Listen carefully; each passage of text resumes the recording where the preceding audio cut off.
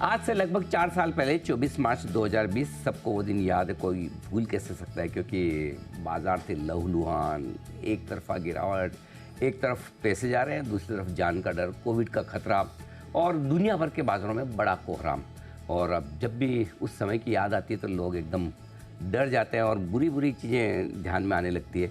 लेकिन कभी आपने ये सोचा है, जिस 24 मार्च 2020 को आप एक पनौती दिन की तरह मानते हैं, ये मानते हैं कि ऐसा ख़राब समय ज़िंदगी में कभी ना आए, बिल्कुल ना आए, ये बेहतर। लेकिन ये तो आपके और हमारे हाथ में है नहीं कि कभी ऐसा दिन ना आए, लेकिन अगर आ जाए तो क्या वाकई में ये पनौती वाला दिन है या फिर वेल्थ बनाने वाला दिन? क्योंकि अगर सोचिए, किसी ने 7,500 की निफ्टी पर 24 मार्च के आसपास उस समय हिम्मत करके अगर बाज़ार में पैसा लगाया हो तो आज 3 गुना तो सिर्फ इंडेक्स हो चुके हैं और स्टॉक्स तो कई गुना।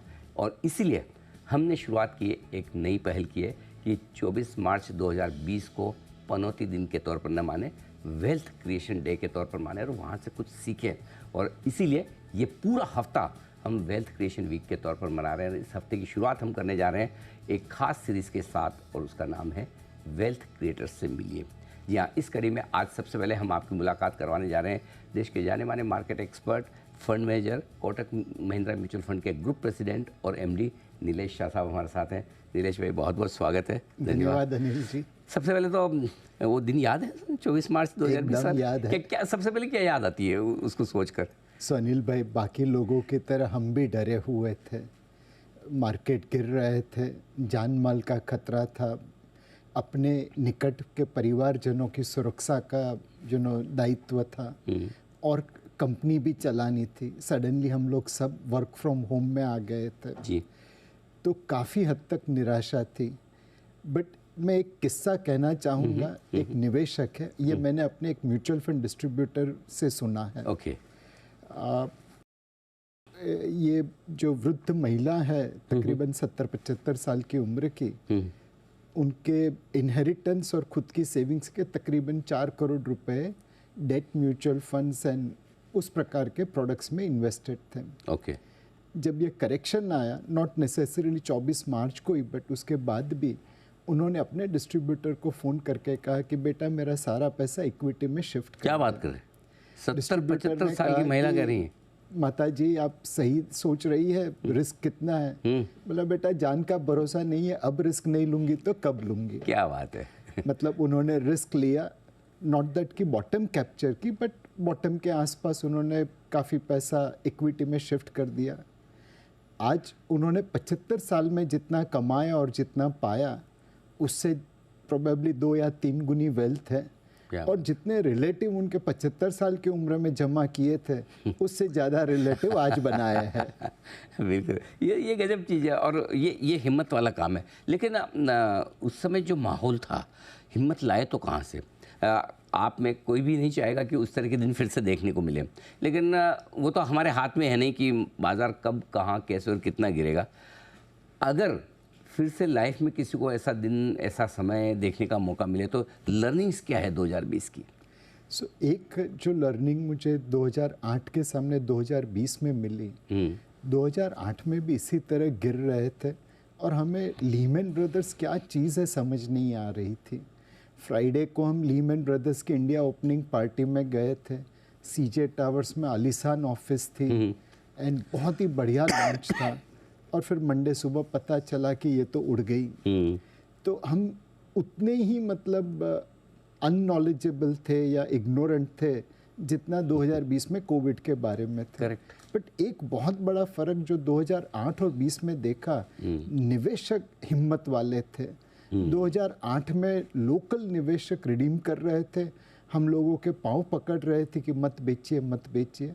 2020 में हम उतने ही इग्नोरेंट थे, बट लोगों को ढाढ़स दे रहे थे और लोगों ने हमारी हौसला अफजाई की कि डरिए मत, हम पैसा भेज रहे हैं और ख़रीदते रहिए मार्केट में। तो ये जो mutual fund distributor, stock brokers, advisers, ये लोग ने मिलके जो इंडिया ग्रोथ स्टोरी की कन्विक्शन निवेशक में पैदा कर दी, वो बहुत ही काबिल तारीफ़ है। अगर उस समय उन निवेशकों ने, उन म्यूचुअल फंड डिस्ट्रीब्यूटर्स ने हमारी मदद नहीं की होती तो शायद हम ये दिन नहीं देख पाते। बिल्कुल ये बात सही है कि एक कलेक्टिव एफर्ट था सबकी तरफ से कि ताकि लोगों को हिम्मत मिल पाए। वेल्थ क्रिएशन के लिए एक इन्वेस्टर के लिए क्या सबसे बड़ी क्वालिटी होना ज़रूरी है? कि मतलब मैं दो तरीके से आप बाज़ार को अप्रोच कर सकते। एक तो भाई मुझे रोज़ कमाई करनी है, ठीक है ना, तो एक मेरे लिए जॉब है या फिर कोई आर्बिट्राज या कोई ट्रेडिंग, वो मेरे रोज़ कमाई वाला सिस्टम है। एक मेरा सोर्स ऑफ इनकम कुछ और है, लेकिन मैं इस बाज़ार में निवेश करके वेल्थ बनाना चाहता हूँ, बड़ा पैसा बनाना चाहता हूँ। क्या सबसे ज़्यादा ज़रूरी चीज़ें हैं एक वेल्थ क्रिएट करने के लिए? अनिल भाई, अगर आप देखें बाज़ार के सबसे दिग्गज ट्रेडर जिनके ऊपर माँ लक्ष्मी की असीम मेहरबानी है, उनका भी ज़्यादा पैसा तो निवेश करके बना है, ट्रेडिंग करके नहीं बना। करेक्ट। दुनिया में भी अगर देखें तो वॉरेन बफे जो जाने माने निवेशक है, उनकी वेल्थ एक जॉर्ज सोरोस जैसे जाने माने ट्रेडर से बहुत ही ज़्यादा है। तो चाहे देश हो चाहे दुनिया हो, निवेश करके पैसा बनता है, ट्रेडिंग करके पैसा बनाना बहुत मुश्किल है। कमाई अपनी जगह, वेल्थ क्रिएशन अपनी जगह। तो वेल्थ क्रिएशन तो आपका लॉन्ग टर्म इन्वेस्टिंग से ही होगा। अब पता सबको है, करना मुश्किल है। फॉर्मूला क्या है, कैसे किया जाए? वॉरेन बफे को किसी ने पूछा था कि भाई आपके बारे में तो इतना लिखा गया है, तो ऐसी कोई तरकीब है जो आप करते हो और लोगों को पता नहीं है? अच्छा। नहीं तो फिर आपके जैसे दूसरे वॉरेन बफे क्यों पैदा नहीं हुए? तो वॉरेन बफे ने ये कहा कि मैं जो करता हूँ वो सबको मालूम है, बट मेरे पास जो धीरज है वो सबके पास नहीं है, इसलिए दूसरा वॉरेन बफे पैदा नहीं हुआ। लेकिन एक चीज़ है, वॉरेन बफे तो खैर लेजेंड हैं और हम सब बड़े उनका सम्मान भी करते हैं, लेकिन हमारे हिंदुस्तान के म्यूचुअल फंड मैनेजर्स भी उन्होंने ऐसे कंपाउंडेड बेसिस पे देखे तो मेरे ख्याल से बर्कशायर हैथवे से काफ़ी बेटर रिटर्न दिए। एक उनकी गाड़ी बहुत लंबी चली है, हमारी तो बस दौड़ रही है जी। तो उनके लेवल पर पहुंचना तो मतलब बहुत दूर की बात है। बट हाँ, एक ऑर्डिनरी निवेशक को अगर म्यूचुअल फंड में SIP करे और लॉन्ग टर्म के लिए करे तो डेफिनेटली उन्होंने भी काफ़ी पैसा बनाया है। हमेशा मतलब कहा गया है कि हाफ वॉली जब मिले तो छक्का मारना चाहिए। बहुत लोग हैं हाफ वॉली पे 1 या 2 रन लेते और यॉर्कर पे छक्का मारने की कोशिश करते, फिर विकेट गंवा देते हैं। जब मार्च 2020, अक्टूबर 2008, अप्रैल 2021, 2022 ये प्रकार के मौके मिले जब मार्केट सस्ता हो गया हो, तब जम के चौके छक्के मारने चाहिए। तब you should become overweight equity. अपना क्या होता है कि हम जनवरी 2007 में लॉन्ग हो जा जनवरी 2008 में लॉन्ग हो जाते हैं, अक्टूबर 2008 में बेच देते हैं। जब खरीदना है तो लालच भाई हमें निवेश करने नहीं देता, और जब बेचना है तो लालच हमें रोक देती है। तो आपके लिए ज़रूरी है asset allocation and discipline. Asset allocation और डिसिप्लिन कि कितना पैसा आपका किस एसेट में जाना चाहिए, और फिर उसके बाद अनुशासन के साथ, धैर्य के साथ बने रहेंगे तो सबसे बढ़िया। अब आपने जो किया मैं थोड़ा उससे जानना चाहता हूँ, जिससे कि लोग थोड़े इंस्पायर हो सके जो अच्छे इन्वेस्टर बनना चाहते हैं। आप एक बड़े सक्सेसफुल फंड मैनेजर रहे हैं भी, और बड़ी वेल्थ आपने अपने निवेशकों के लिए बनाई है। पिछले 30 साल में आप ये काम कर ही रहे हैं। आपको क्या लगता है आपकी सक्सेस के पीछे क्या खास राज है, मंत्र है, या क्या कुछ ऐसा आपने किया जिसकी वजह से आप ये कर पाए? एक फंड मैनेजर के लिए एक अच्छी टीम होना बहुत ज़रूरी है। तो मैं बहुत नसीब वाला था कि चाहे टेम्पल्टन हो, ICICI प्रूडेंशियल हो, कोटक हो, मुझे बहुत अच्छी टीम मिली। उन्होंने मेहनत की तो हम लोग मिलके एक सक्सेसफुल रिटर्न दे सके अपने निवेशकों का। दूसरा अनिल जी, हमेशा विनम्रता रखना, हम्बलनेस रखना। कई बार अभिमान आ जाता है हमें कि अरे हम तो मार्केट के गुरु हैं, बट हमेशा देखा है जब जब अभिमान करने गए तो मार्केट बड़ी जोर से जमीन पे गिराता है, और इतनी बार अब गिर चुके हैं कि अब अभिमान लाना थोड़ा मुश्किल हो गया है। एंड विनम्रता आपको बहुत बड़ा फर्क करती है। आप हमेशा मार्केट को सही माने और अपनी जो भी पोजीशन है उसको बार बार तराशते रहे कि कहीं मैं गलत तो नहीं हूँ। इससे क्या होता है कि आप अगर गलत डायरेक्शन में हैं तो जल्दी से यू टर्न मार सकते हैं, आपका लॉस कम हो जाता है। और दूसरा, अगर आप सही डायरेक्शन में है तो आपको लंबे समय के लिए वहाँ पे रहने की गुंजाइश हो जाती है। तो हमेशा मार्केट को बड़ा मानिए, मार्केट का कोई गुरु नहीं है, हम सब मार्केट के शिष्य हैं, हमें हर रोज़ सीखना है। ये बात तो सही है आपके, और ये तो लाइफ लॉन्ग आपके लिए लर्निंग ग्राउंड है। और जिस दिन ये तो आपके तो खैर रोज़ काम नहीं पड़ा, हमारे तो रोज़ सुबह 8 बजे एग्ज़ाम में बैठता हूँ, 9:15 बजे से हमारा शुरू होता है टेस्ट, 3:30 बजे रिजल्ट आ जाता है कि आज सही बोला या गलत बोला। तो वो ज़रूरी है कि विनम्रता के साथ जो भी है। लेकिन ये कुछ क्वालिटीज़ हैं जो एक अलग तरह की, लेकिन जब स्टॉक सिलेक्शन को लेकर आते हैं, क्योंकि आप स्टॉक सेलेक्ट करके पोर्टफोलियो बनाते हैं, तो क्या कुछ खास बातें आपने जो भी आपके विनिंग स्टॉक्स ढूंढे होंगे पूरे करियर में, उनमें क्या चीज़ आपने ऐसी खास देखी जिससे लगा कि हाँ, जब आप पहली बार खरीद रहे हैं, वो कहते हैं कि पूत के पैर पालने में दिख जाए, हाँ यार इसमें तो बड़ी होने की गुंजाइश है। ये ऐसा कोई फॉर्मूला तो नहीं कहूँगा, लेकिन ऐसा कोई तरीका है जिससे सोच सके? एक मेंटली मैं 2x2 बॉक्स बनाता हूँ, good manager, bad manager, good business, bad business. Okay. जो business return on equity, cost of capital से ज़्यादा बनाए वो अच्छा, और जो नहीं वो बुरा। मैनेजर जो माइनॉरिटी शेयर होल्डर्स का ध्यान रखे वो अच्छा, जिसके पास कुछ विजन हो, एग्जीक्यूशन करने की क्षमता हो वो अच्छा, बाकी सब बुरा। तो जिंदगी में हमेशा कोशिश की है कि बैड बिजनेस और बैड मैनेजर से नाता नहीं पड़े, वो अवॉइड करते हैं। कोशिश यही है कि हमेशा good manager and good business में जाए, बट हर बार वो मुमकिन भी नहीं है। दुविधा तब आती है जब मैनेजर अच्छा हो बिजनेस बुरा हो, या बिजनेस अच्छा हो बट मैनेजर बुरा हो। वहाँ पे कश्मकश रहती है, वहाँ पे जितना कम एक्सपोजर हो सके उतना रखते हैं। बोलने में ये बहुत सिंपल है, बट ये 2x2 मैट्रिक्स आपके लिए बहुत कारगर काम करता है। दूसरी चीज़, आप मार्केट को हमेशा सही मानते हो तो आपकी फोकस यही रहती है कि मैंने जो पोजीशन ली है उसको मैं बार बार चेक करता रहूं, तो गलत हो गए तो यू टर्न मार लेते हैं। और तीसरी चीज़ है, हम लोग एक लंबे ट्रेंड को पकड़ने की कोशिश करते हैं। लंबा ट्रेंड मतलब जो कैपिटल एलोकेशन सही तरीके से कर सके। हमेशा देखा है कि जब आपके पास इजी मनी आ जाता है या ज़्यादा पैसा आ जाता है, तब आप उसकी कदर नहीं करते और उसे उस तरह से निवेश करते हैं कि रिटर्न ऑन इक्विटी गिर जाए। तो जो बंदा एकदम करकसरता से पैसा खर्चा करे, सही तरीके से निवेश करे, उस प्रमोटर के साथ हम रहने की कोशिश करते हैं। तो good business, good manager and good capital allocator, अगर ये तीन का कॉम्बिनेशन आ गया तो बैठ जाते हैं। हर 3 महीने पे चेक करते हैं सही गाड़ी में बैठे ऐसे मिल जाते हैं, ऐसी कंपनियां मिल जाती है, स्टॉक मिल जाते हैं? अनिल भाई, मुश्किल जरूर है, but see Bharat itself is a rising growth story. And अब प्रमोटर को भी पता चल गया है कि कॉर्पोरेट गवर्नेंस कितना ज़रूरी है।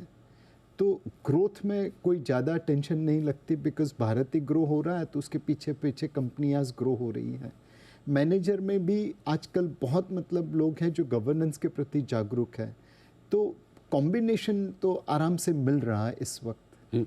आमतौर पर ना स्टॉक मार्केट में जो भी लोग निवेश करने के लिए भी आते हैं, तो उनके माइंडसेट तो एक ही होती है कि यहाँ से पैसा जल्दी जल्दी बन जाएगा, है ना। मतलब जितनी मेहनत हम अपने प्रोफेशन में, अपने जॉब में, अपने बिजनेस में करते उतनी करने की ज़रूरत नहीं, यहाँ जल्दी बनेगा तो कम मेहनत में बनेगा, राइट।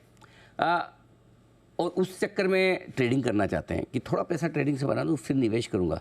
ये थॉट प्रोसेस सही है क्या? क्या ऐसा करना पॉसिबल है? अनिल भाई, जेसी लिवरमोर अपने ज़माने का सबसे बड़ा ट्रेडर था। 1929 के ग्रेट डिप्रेशन में जिस दिन न्यूयॉर्क में मार्केट गिरा था और कई स्टॉक ब्रोकर और निवेशक ने आत्महत्या कर दी थी, उस दिन वो आज के ज़माने के $1 बिलियन ट्रेडिंग प्रॉफिट करके लौटा था। लोग कहते हैं वो टेक्निकल एनालिस्ट का फादर है, उन्होंने इन्वेंट किया। लोग कहते हैं वो डे ट्रेडिंग उनकी इन्वेंशन है। इतना दिग्गज ट्रेडर जब सबने पैसा खोया, उस दिन $1 बिलियन जितना पैसा बना के लौटा। उस बंदे का अंत क्या हुआ? सुसाइड कर ली, आत्महत्या कर ली, बिकॉज लायबिलिटीज असेट से ज़्यादा हो गई। तो एक ऑर्डिनरी ट्रेडर के लिए मैं यही कहूँगा कि भाई अगर आप डोनाल्ड ब्रेडमैन जितने भी अच्छे हो ना, तो आखिरी इनिंग में तो जीरो पे ही आउट होंगे। किसी की तकदीर से हम नहीं लड़ सकते। करेक्ट। बट जैसे लिवरमोर जो ट्रेडिंग का डोनाल्ड ब्रेडमैन था, अपनी आखिरी इनिंग में तो जीरो पे ही आउट हुआ। हाँ, और एक आध कोई निकल जाए तो निकल भी जाए, बहुत ही किस्मत की तकदीर है। हाँ, बट इन जनरल लोगों को अगर ये लगता है कि थोड़ा ट्रेडिंग कर करके पैसा बना लूँ, मतलब पैसा कमाने का, वेल्थ बनाने का शॉर्टकट नहीं है। कोई शॉर्टकट नहीं है। आपकी डिसिप्लिन और आपका धैर्य आपको पैसा बना के देता है। आप अगर जंप करते रहेंगे तो ज़्यादातर तो गाड़ी मिस ही कर जाएंगे। मार्च 2020 से जो रिकवरी शुरू हुई, इस पूरे प्रोसेस में आपकी पूरी इंडस्ट्री में कई सारे लाखों करोड़ों नए इन्वेस्टर्स आए, करोड़ों डीमेट अकाउंट खुल रहे हैं, नवयुवक बाज़ार में आ रहे हैं, महिलाएं बाज़ार में आ रही हैं, मार्केट बड़ा हो रहा है। इन लोगों ने 4 साल में कोई मंदी तो देखी नहीं है, ढंग का करेक्शन भी नहीं देखा। और आजकल तो अभी ये सिचुएशन है कि जिस दिन बाज़ार ना बढ़े उसी दिन लोगों को लगता है कि आज मंदी है। तो ये जो माइंड सेट है, ये कितनी खतरनाक है, वेल्थ क्रिएशन में आगे चलते हुए कितनी मुश्किल कर सकते हैं, इससे कैसे बाहर निकलना है? सुनील भाई, एक मतलब पैसा बनाना अगर इजी होता तो हम लोग सब बिलियनर होते। सेकंड 2020 के बाद जो हमने समय देखा है वो बहुत ही बेहतरीन समय देखा। मार्केट सस्ता था और वहाँ से आज फेयर वैल्यू के थोड़ा ऊपर ट्रेड हो रहा है। अब फेयर वैल्यू से उसी रिटर्न की एक्सपेक्टेशन हम नहीं कर सकते। तीसरा, मतलब आप इसे भारत की अमृतकाल का निवेश पकड़ के चलिए। 1 महीना 2 महीना, 1 दिन 2 दिन क्या होगा किसको पता, उतार चढ़ाव तो आते ही रहेंगे। बट आप ये पकड़ के ये तय करके चलिए कि मैं आज भारत विश्व की 5वीं बड़ी अर्थव्यवस्था में निवेश कर रहा हूँ, जो आने वाले समय में 15, 20, 25 सालों में तीसरी बड़ी अर्थव्यवस्था हो जाएगी और दूसरे से गैप बहुत नैरो कर देंगी। उस हिसाब से अगर आप निवेश करेंगे तो अपने आप लॉन्ग टर्म निवेश करेंगे। इनफैक्ट वॉरेन बफेट ने एक बहुत अच्छी चीज़ कही थी कि you should invest as if you are going to invest for, as if you are going to hold it for next 10 years or something like that। तो लंबे समय के लिए पैसा लगाइए। दीवार मूवी में एक डायलॉग था कि ये लंबी रेस का घोड़ा है, बस लंबी रेस के घोड़े पे दाव लगाइए। आज का माहौल ऐसा है कि गधे और घोड़े दोनों दौड़ रहे हैं और गधे घोड़े को पीछे छोड़ रहे हैं, बट लंबी रेस के घोड़े पे ही पैसा बनता है। मैं समझ गया, आपका इशारा बिल्कुल साफ है कि अगर आप मिड और स्मॉल कैप कंपनी में पैसा लगा रहे हैं तो क्वालिटी चेक जरूर कर ले, वो दोनों बॉक्स टिक कर ले। मैनेजमेंट अच्छा होना चाहिए और बिजनेस भी अच्छा होना चाहिए, क्योंकि घोड़ों और गधों में फ़र्क वही होता है। और करेक्शन में कहते हैं ना कि लड़कों में और पुरुषों में जो फ़र्क नज़र आता है वही दिखता है। लेकिन एक चीज़ है, लाइफ हाइपर है मार्केट। जब तक लोगों को समझ में आए कि वाकई में इन्वेस्ट करना चाहिए, बने रहना चाहिए, हिंदुस्तान का सबसे बढ़िया समय आ रहा है। अब लोगों को ये भी समझ में आ रहा है कि 5 साल के लिए वापस सरकार भी आ रही है, सब कुछ ठीक दिख रहा है, लेकिन अब लेट हो गए, लाइफ हाइपर है, तो अब भी वेल्थ बनेगी। 100% अनिल भाई, हमारे 30 साल के करियर में हमने कितने हाई देखे और कितने लो भी देखे। हाई पे भी निवेश करके लोगों का पैसा बना है अगर उनके पास लंबी अवधि हो। लो पे भी निवेश करके उतना पैसा नहीं बना बिकॉज लोगों के पास समय का अनुशासन नहीं था। तो yes, it is all time high market, but यहाँ से भी निवेश करके पैसा बनेगा अगर आप सही स्टॉक में निवेश करेंगे और सही समय के लिए निवेश करेंगे। तो लाइफ हाई में निवेश करने में क्या ध्यान रखना है? अगर इक्विटी में कर रहे हैं तो क्या भले लाइफ हाई हो, कई बार लोग बोलते हैं लाइफ हाई के बाद तो नई तेज़ी शुरू होती है, तो लमसम करना चाहिए या अपना SIP वाला फॉर्मूला वही सही है? आप अपने असेट एलोकेशन को फॉलो करिए। लेट्स अज्यूम कोई बंदा ऐसा है जिसने मार्च 2020 में बेचा था, अपना नोशनल लॉस रियल लॉस में कन्वर्ट कर दिया और आज वो इक्विटी की गाड़ी में बैठा हुआ है और उसकी ज़रूरत से ज़्यादा पैसा उसका इक्विटी में लगा है, वो ओवरवेट है या लिवरेज करके अब वो ट्रेडिंग कर रहा है बिकॉज उसे लगता है कि मैंने मार्च 2020 में जो गलती की उसको कवर करता हूँ। उनसे निवेदन है कि आप यहाँ पे प्रॉफिट बुक कर लीजिए, लिवरेज ख़त्म कर दीजिए, बिकॉज आपके पास वो रिस्क एपेटाइट नहीं है। कोई ऐसा बंदा है जो मार्च 2020 के समय में होल्ड करके बैठा था, कुछ नया नहीं किया, वो एक एवरेज इन्वेस्टर है, अपनी SIP STP चलाते रही है, ओवरवेट नहीं रही है इक्विटी में इस समय। बट कोई ऐसा बंदा था जिसने मार्च 2020 में खरीदा था, दैट मीन्स वो रिस्क टेकर है, वो एक बार इस समय ओवरवेट पोजीशन भी चला सकता है, बिकॉज उसे पता है रिस्क क्या है। तो अपनी अपनी रिस्क एपेटाइट से असेट एलोकेशन कीजिए। ये मार्केट ऐसा है जहाँ पे आप इक्वल वेट होने चाहिए इक्विटी में, लिवरेज या ओवरवेट नहीं होने चाहिए। बिल्कुल, तो बिल्कुल अपना एसेट एलोकेशन प्रॉपर करें।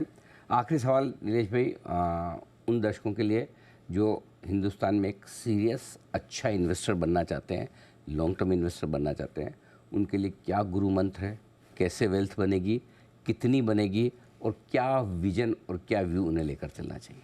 सो अनिल भाई, उनको एक ही सलाह दूंगा, अपने बच्चों को देखिए, अपनी बच्चियों को देखिए। एक बहुत बड़े फंड मैनेजर थे पीटर लिंच करके, फिडेलिटी मैगेलन के, वो अपने फंड मैनेजर को ज़मीन पे लाने के लिए अलग अलग नुस्खे अपनाते थे। अच्छा। एक दिन सारे फंड मैनेजर को स्कूल के बच्चों के सामने लेके गए और कहा, ये बच्चे जो पोर्टफोलियो बनाएंगे उससे आपको आउट परफॉर्म करना है। क्या बात। फंड मैनेजर तिल मिला उठे, बट पीटर लिंच एक से दूसरा नहीं हुआ। बच्चों ने खेलते खेलते पोर्टफोलियो बना लिया। फंड मैनेजर्स प्रेशर में आके कि बच्चों से हारना नहीं है, high risk high return portfolio बना लिया। 1 साल के बाद जब नतीजे देखे, बच्चों ने फंड मैनेजर की धज्जियाँ उड़ा दी।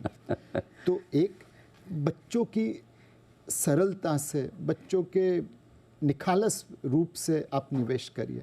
बच्चों ने क्या खरीदा?